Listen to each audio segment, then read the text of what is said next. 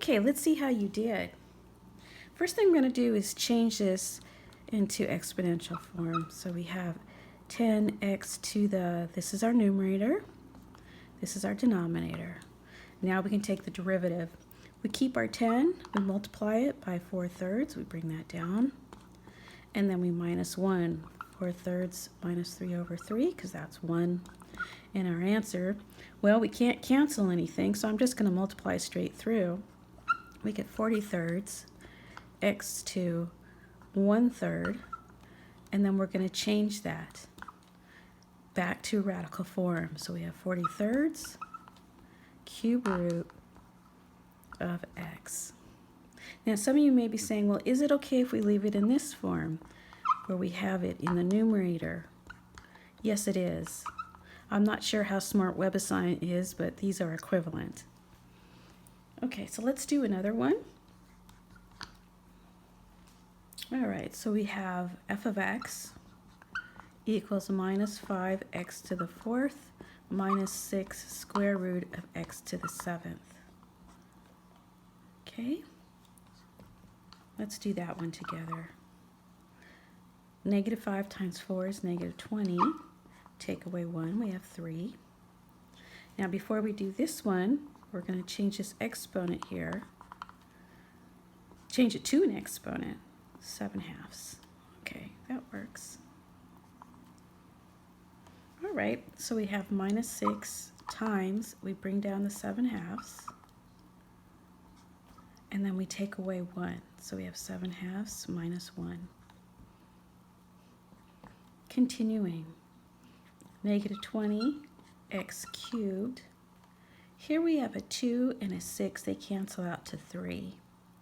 So we have minus 21 x to 5/2. All right, now if we were to change this radical as far as WebAssign goes, I'm going to write it over here, make it smaller. Negative 20x cubed minus 21, and we're going to leave the x in the radical sign, which happens to be a square root, and then we have a power of 5. Okay, now let's go on to a new concept. It's called the natural exponent rule.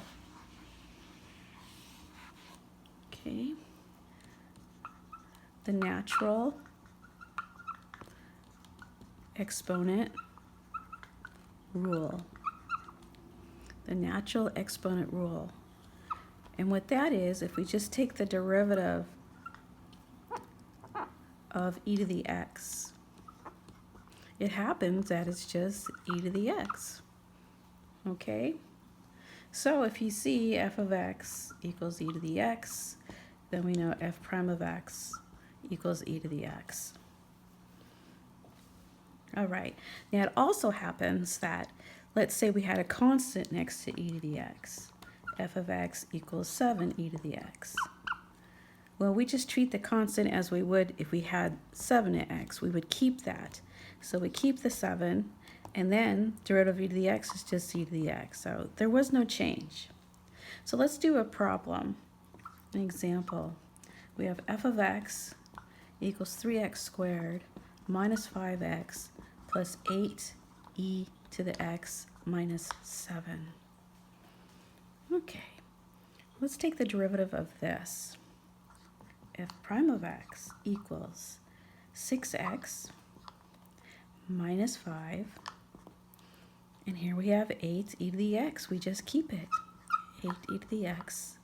Derivative of a constant, that's just 0, so we don't need to put anything down for that. Now, something about WebAssign. All right, I'm going to put it right over here. WebAssign. 8 e to the x is written in WebAssign 8 times exp x. That's how you would write 8 e to the x in WebAssign. 8 times exp x. Okay, let's continue. You've seen a problem like this. So we're going to do another one, okay? So here's the question. Find the equation of the tangent line. Find the equation of the tangent line to the graph. And they give you the equation of the graph. F of x equals x cubed minus 3x squared plus 1 at x equals 1. Find the equation of the tangent line to the graph f prime of x equals x cubed minus 3x squared plus 1 at x equals 1.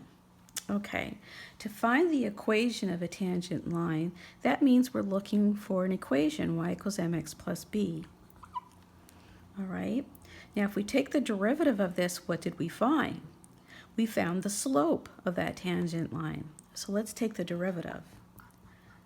F prime of x equals 3x squared minus 6x. Okay? All right, what are we going to do now? Well, we found the slope, but not quite. We found the equation of the line that would give us the slope. We have to put in our x value at x equals 1. So we're looking at f prime 1 to find the slope of that line at 1. So we put in a 1, and we get 3 minus 6, which equals negative 3. So what again is this negative 3? Let's write it out so you can remember what this is. This is the slope of the tangent line at f of 1. Okay, find the equation of the tangent line. What did we find? We found the slope. So far we have y equals 3x plus b. We need to solve for b, so we need a point. Well, what we do at this point is we're going to put the 1 into our equation because we're looking for an xy point, right? And that would be 1 f of 1.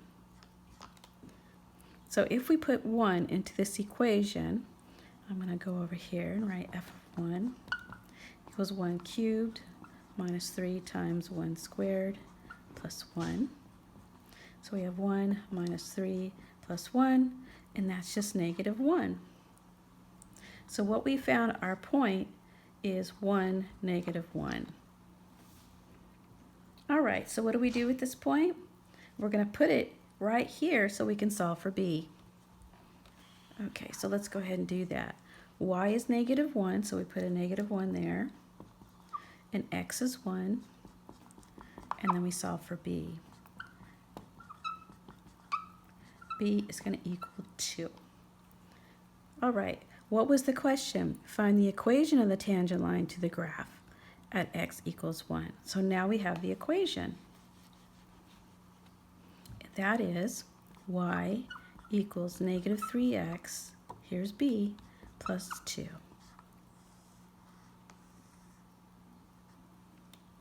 Okay? So this is the equation of the tangent line that passes through the point 1, negative 1. Let's write that just so you know that. This is the equation of the tangent line